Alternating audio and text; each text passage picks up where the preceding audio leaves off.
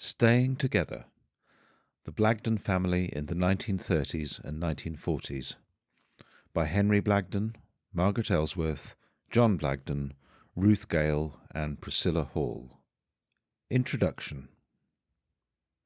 Our father Sandy Arthur Basil Blagden and mother Catherine Isabel, née Parry, had 6 children born between 1926 and 1939. Elizabeth, Henry, Margaret, John, Ruth, and Priscilla. When World War II broke out in September 1939, they were living in Sussex in southeast England. A year later, all but Sandy were in South Africa, in Cape Town. Catherine and Elizabeth went into 2 separate hospitals, where Catherine died of tuberculosis in December 1940, and Elizabeth of a heart disorder in February 1941. The 5 other children had been somewhat dispersed, at one stage living in 4 different places. Only a handful of people in Cape Town knew about the Blagdens, but they reassured the dying Catherine that her children would be cared for. They kept in touch with Sandy in England, who for a while could not get on a ship to South Africa. Above all, they made it their business to settle the 5 children into a suitable new life, even if just for the time being, and bring them together again so that, having lost so much, they could nevertheless go on living as a family. A childless couple, Muir and Barbara Grieve, were increasingly at the heart of this enterprise. They ended up buying a huge house where they could care for Margaret, John, and Ruth. It was directly over the road from Henry's school. Soon Priscilla was being fostered a mere block away, finally going to the Grieves 5 years later. Meanwhile, Sandy had reached Cape Town in March 1941, and at last he and the children met again. He and their foster parents got along beautifully. It was clear to them that the children should stay where they were, with Sandy at hand to join in the family doings, but living elsewhere. At 66 he was too old to set up a home and bring them up on his own, and they were already well set and thriving in their own households. The Blagdens thus ended up with an odd style of family life, but it was really a miracle of generosity and common sense, and it worked very well. This is the story that we, the 5 children, tell in more detail in this book. Our readers will need a little bit of background. Our father Sandy was the youngest of 7 children in an English vicar's family. Born in 1874, he grew up in the later Victorian period, with its pros and cons. We met a few preconceptions from that time, but he had such an easy nature that they never got in the way. There was not much money, but he got a Cambridge degree and tended towards being a teacher. He and a pal started a little school on genial, creative lines, which went bang eventually because they couldn't make it pay. Then, because Sandy loved a vigorous outdoor life, he went off to Australia in 1912 and began clearing ground in Queensland to grow pineapples. There he met, and it seems pretty well fell in love with, a beautiful, gracious teenager, Iris Musprat. She may have been partly the reason why we ended up in Cape Town later on. She certainly played a vital part in helping us through the mess we were in when we arrived.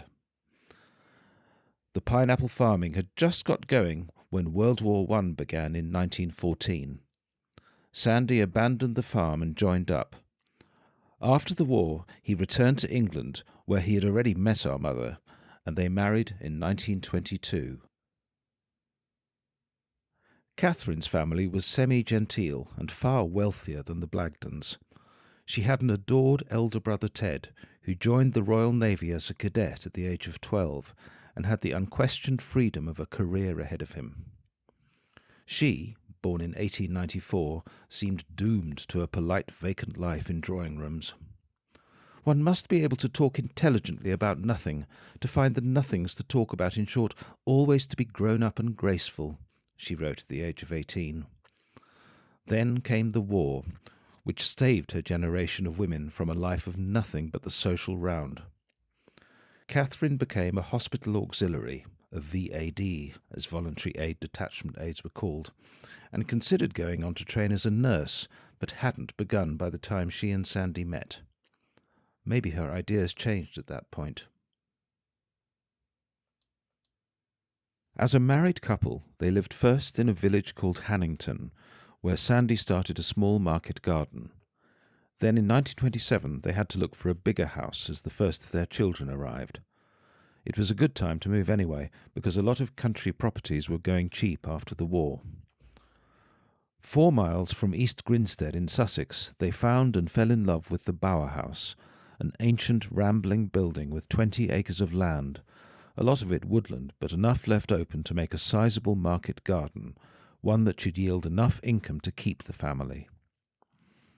Sandy was 52 years old, fit and strong. It would be hard work, but he enjoyed it. A couple in Hannington, Mr. and Mrs. Locke, agreed to move in with them. He would help with the gardening, and she would work as a housekeeper. The Lockes were given a small house on the Bower House property.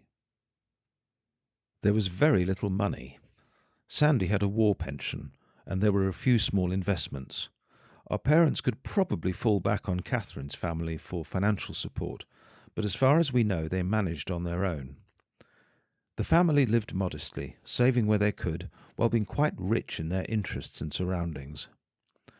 They had friendly neighbours and good contact with some of their own family, notably Catherine's parents in Uckfield, an hour's drive away, and Sandy's sister Therese, usually called Tag, who sometimes came to stay.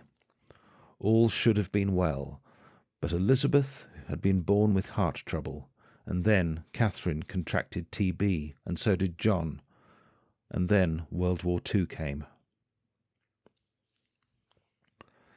Our story starts just before the Bower House days of the 1930s and runs through the move to South Africa and our childhood in Cape Town in the 1940s. There are bound to be clashes of memory amongst us. After all, we only began putting the record together half a century later, but we've tried to sort out the glitches, or else say candidly where we disagree. Why did we write at all? We ourselves have always been strongly aware of this period of our life, and it now seems that our children and theirs in turn are interested too. Muirgreaves' details were recorded in 1991. Henry and John's contributions began with them talking on tape in 1996, and in the same year Margaret wrote a good 6-pager on English holidays and nannies. Then there was a lull until in 2004 the project at last went ahead with Margaret and Henry writing at length. John decided to stick with his taped record, which may come across as rather a different style. Ruth, the most understated of us, finally accepted being swept into the text in 2006. Email enabled us to work together, even though we now live in England, John, Portugal, Ruth, and South Africa in Johannesburg, Henry, Cape Town, Margaret, and Grahamstown, Priscilla.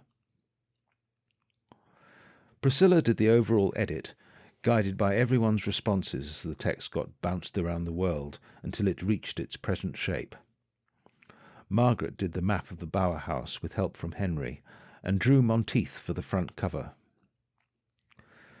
The excerpts from Monica Dickens' One Pair of Hands are included by courtesy of the Peters, Fraser and Dunlop group. Sandy and Michaela Ellsworth in Kent kindly went all the way to the Bower House in Sussex to take extra photos. Tim Bull checked up on its historical records, and Ruth Hall got us to include a map of the place, plus a checklist of the main names we mention. Jen Holliday, as final proofreader, saved us from spots of shame. The cover design grew with help from Lynn Cordell. Our special thanks go to Lynette Patterson, whose advice saved us from producing a patchwork text which would never have worked. The final form was inspired partly by a wonderful book that Ishbel Sholto Douglas gave us, a biography of her mother produced by Ishbel's sister, Elizabeth Jack. As for Susan Abraham, who designed the book and did the layout, we knew about her skill and perfectionism, which is why we had approached her in the first place, but we are in awe at seeing how a total outsider could enter so intuitively into the spirit of the book.